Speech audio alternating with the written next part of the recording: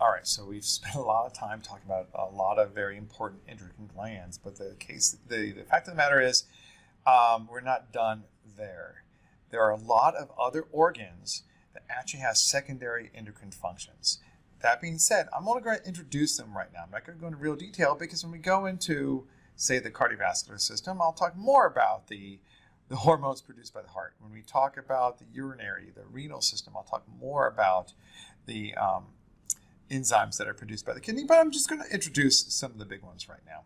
So you can see I have a little list right here. We'll talk about the intestines, how they're going to secrete a hormone relative to the digestive system. I already mentioned the kidneys and the heart. We'll talk about the thymus. That's a kind of a really big gland right here in front of the heart, or at least it's really big relatively when we're young, when we're an infant, but then it gets progressively smaller. We'll find out it's both an endocrine organ and very important in the immune system and immunity.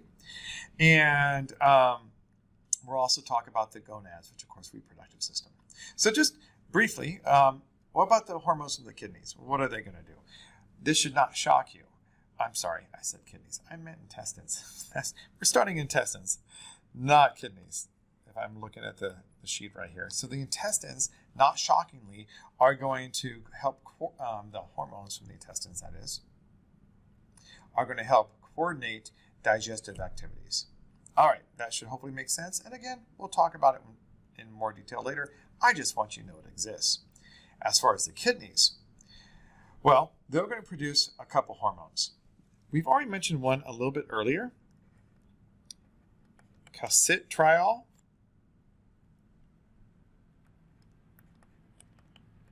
Remember when we were talking about the action of regulating calcium levels, and we were talking about calcitonin and parathyroid hormone? I also mentioned calcitriol is going to help regulate as well as erythropoietin.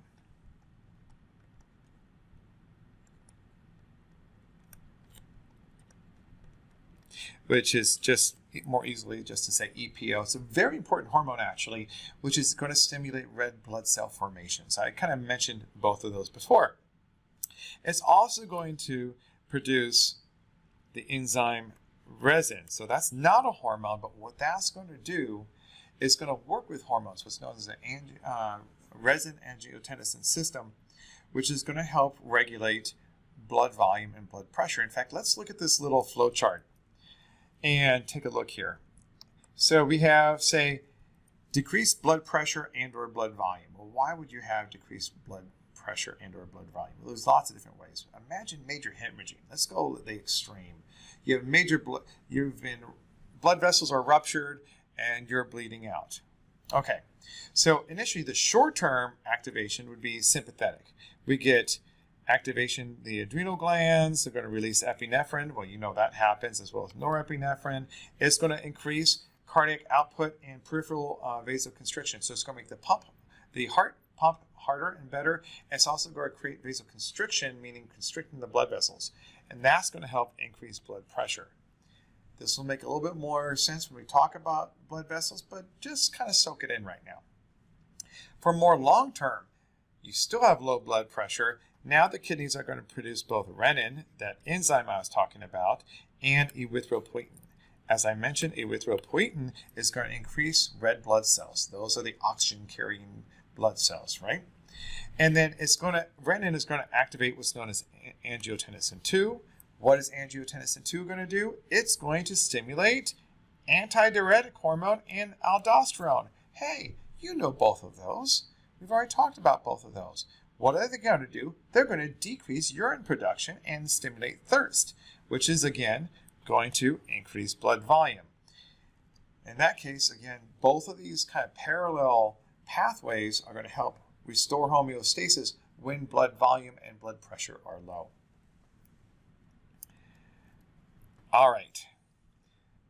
Again, let's now talk about the heart a little bit. Okay. The heart is going to produce a couple different hormones, what are known as natriuretic peptides.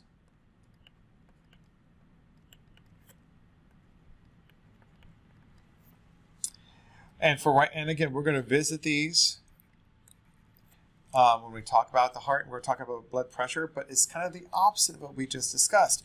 When blood volume becomes excessive, blood pressure is going to go up, and it's the exact opposite of that little flow chart. We're going to actually have a reduction of blood volume and blood pressure. It's going to actually stimulate urine production. All right, the thymus. So the thymus is going to be really important in your immune system. It's going to be part of your lymphatic system, but it's also going to produce what's known as thymosin, which is actually just kind of a blend of these hormones.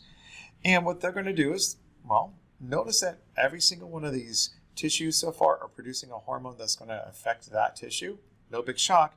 These are going to be hormones that are going to help maintain normal immune function.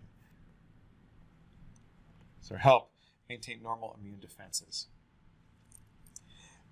Then we have the gonads. So now we have our sex hormones. And you already know, because we've already kind of briefly talked about it, that the testes are going to produce those male sex hormones known as androgens, and what's known as the interstitial cells, and testosterone being the most important. And it's also going to secrete what's known as inhibin, which is going to help basically mature the sperm that's being created in the testes. Okay? And again, we're going to see this again later. Just introducing the names right now. When we get to the reproductive system, we're going to delve a lot deeper here.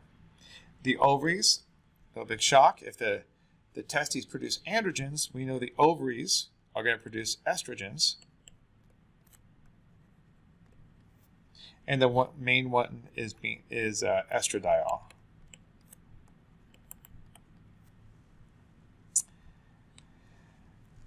So what's going to happen? Well, there's the female reproductive system, actually, especially when it comes to hormones, are going to be pretty complicated.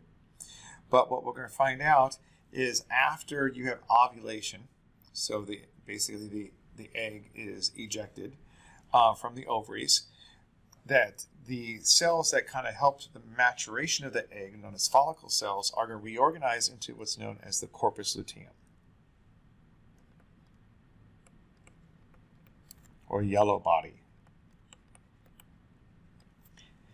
That itself, so now that we've released an egg and we've kind of got this little leftover bundle of cells that's going to kind of reform themselves into what's known as the yellow body, they are now going to release more estrogens as well as progestins, specifically progesterone being the main one. And once again, just introducing a little bit to some, not all, but just some of the hormones in the female cycle. Lastly, adipose tissue, fat tissue, right? That's going to secrete leptin. Leptin is incredibly important.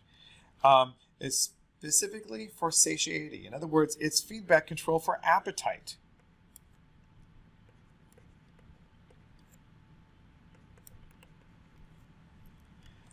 And it's going to, again, regulate hunger. In fact, some people who are in fact obese do have problems often with leptin receptors. There was some thought at one time that, hey, well, obese people, we could give them leptin. Maybe they don't produce enough leptin. It's typically at the receptor where there's a problem, if there's a genetic issue with their obesity. And it's also going to help maintain this leptin normal levels of gonadotropin releasing hormone. So it's going to help control exactly what we're talking about from above. So it's going to help control FSH and LH, follicle stimulating hormone and luteinizing hormone, from the anterior pituitary, as well as gonadotropin synthesis itself. Well, okay, well that was a lot. And at the end there, with all these different organs that have secondary endocrine functions, again, I'm mostly just introducing to you the fact that they exist. When we go into the individual systems later, that's when we'll get more into the specifics of these hormones. You're looking forward to it, right?